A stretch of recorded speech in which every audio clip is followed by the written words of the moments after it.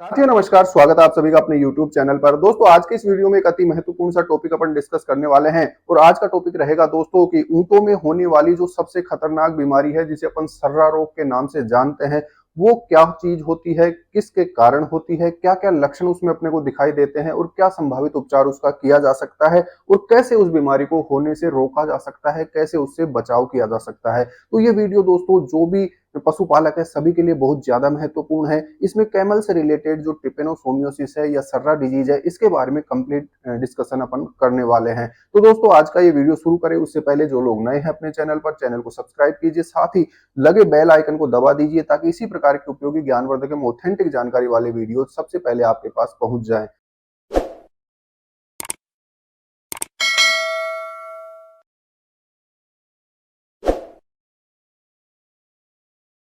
दोस्तों आज का वीडियो अपन शुरू करते हैं ऊंट में सर्रा रोग।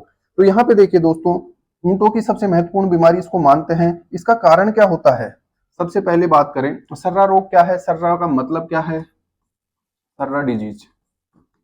तो यहाँ पे इसको समझने की कोशिश करें दोस्तों, तो सर्रा क्यों बोला जाता है, इसको इसको तीबरसा भी बोला जाता है। तीबरसा वर्षा क्यों बोला जाता है, क्योंकि इसका रीओकुरेंस लगभग 3 साल में एक बार होता है। ठीक है, ये बीमारी 3 साल में वापस आती है। सर्रा का मतलब क्या होता है दोस्तों, सर्रा का मतलब होता है रोटन या सड़ा हुआ। इसमें जो अफेक्टेड एनिमल होता है, अफेक्टेड कैमल होता है, उसकी चमड़ी एकदम सड़ी हुई हो जाती है, यानी वो रोटन हो जाती है, उससे स्मेल आने लगती है, बदबू आने लगती है, इसलिए इसको नाम दिया गया है सर्रा। इसके अलावा दोस्तों इसका जो कारण होता है वो ट्रिपेनोसोमा होता है, जो कि एक प्रोटोजोअल पैरासाइट है, जो कि ऊंट के ब्लड के अंदर पाया जाता है, जिसकी वजह से बीमारी होती है, इसलिए इसको ट्रिपेनोसोमियासिस भी कहा जाता है। अब बात करते हैं दोस्तों इसमें वन बाय वन। सबसे पहले ले कारण, तो कारण के अपन ने बात की दोस्तों, ट्रिपेनोसोमा इवांसाई की वजह से ये होता है। ठीक है, ये जो ब्लड प्रोटोजोआ है जो जानवर के ब्लड के अंदर पाया जाता है, जिसकी वजह से ये बीमारी देखने को मिलती है। ऊंट की बात कर रहे हैं दोस्तों, ट्रिपेनोसोमा इवांसाई की वजह से कैमल में डिजीज होती है। ठीक, अब बात करें दोस्तों इसका जो वाहक होता है, ये बीमारी आ कहां से रही है, तो ये जो ट्रिपेनोसोमा इवांसाई है ये कहां से आ रहा है,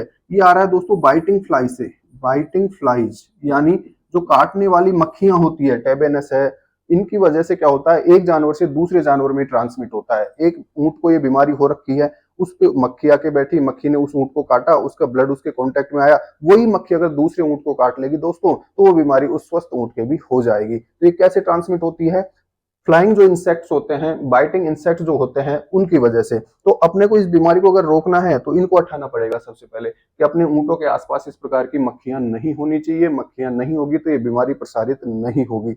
आगे बात करें दोस्तों, सबसे इंपॉर्टेंट होती है इसके लक्षण।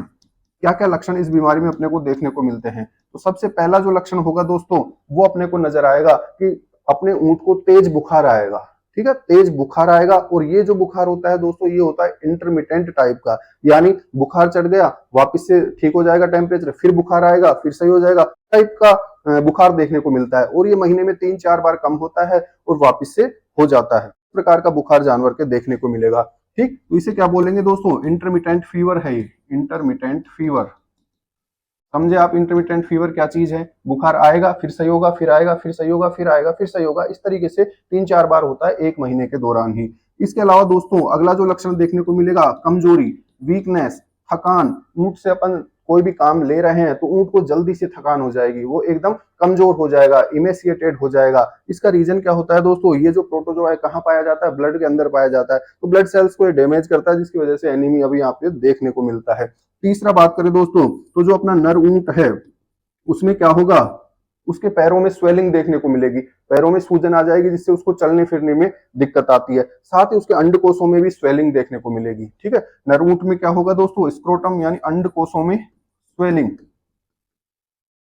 सूजन देखने को मिलेगी। साथ ही क्या बोला मैंने, पैरों में सूजन आएगी, पैरों में सूजन, जिससे चलने फिरने में उसको तकलीफ का सामना करना पड़ता है।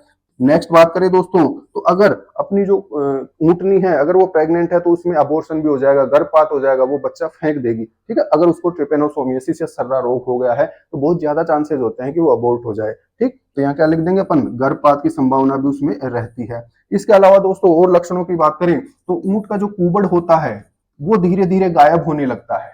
ऊंट का जो कुबड़ है वो क्या होगा, धीरे धीरे डिसअपियर यानी गायब होना प्रारंभ कर देता है। इसके अलावा और देखें दोस्तों, तो ऊंट की आंखों से पानी आने लगेगा, आंखों से आंसू दिखाई देंगे अपने को, आंखों से आंसू आने लगते हैं। उसकी जो चमड़ी है वो एकदम रफ हो जाएगी, और ऐसे लगेगा जैसे वो सड़ने लगी है चमड़ी, इसलिए इसको अपन क्या बोल रहे हैं दोस्तों, सर्रा बोल रहे हैं। इसके अलावा दोस्तों और बात करें अपन लक्षणों की, तो इसमें क्या होगा, सांस लेने में उसको तकलीफ होगी, ठीक है, सांस में तकलीफ होगी, नाक से पानी गिरने लगेगा, नेजल डिस्चार्ज अपने को देखने को मिलेगा, नाक से पानी गिरने लगेगा। ये सारे लक्षण अपने को देखने को मिलते हैं।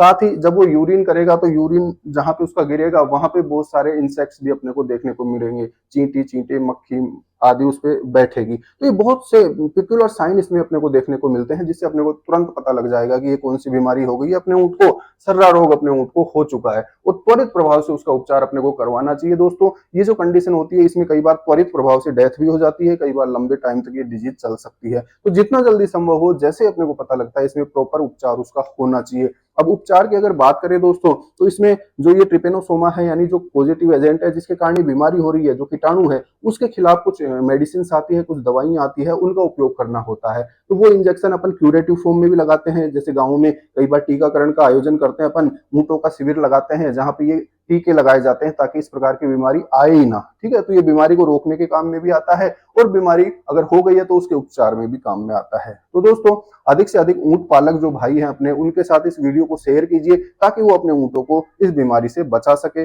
धन्यवाद।